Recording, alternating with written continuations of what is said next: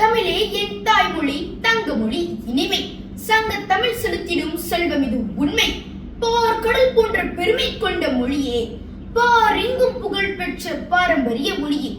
அனைவருக்கும் வணக்கம். தமிழ் மொழியின் பெருமை என்பது உங்கள் முன் இன்று நான் பேச வந்த தலைப்பு.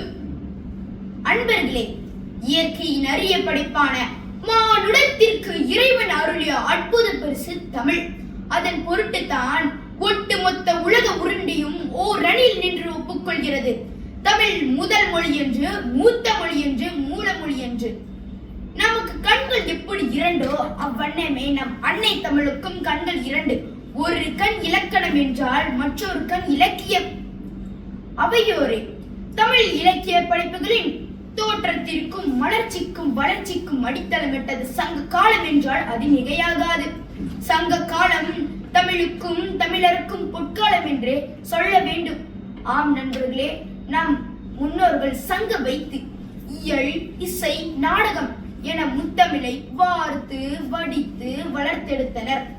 சங்க தமிழின் சிங்க கூட்டமே அறம் பொருள் இன்பத்தை தூக்கி சுமக்கும் ஒப்பற்ற திருக்குறளையும், அழகு தமிழின் உச்சத்தை தொட்ட கம்ப ராமாயணத்தையும், தேன் சொட்டும் தேவாரத்தையும், அணுவின் எடை சொன்ன திருமந்திரத்தையும் தன்னகத்தை கொண்டுள்ள தமிழ் மொழியின் சிறப்பை என்னவென்று சொல்ல அன்பு சொந்தங்களை விடை பெறும் முன் மிகுந்த அவை அடக்கத்தோடு ஒன்றுதான் சொல்வேன்.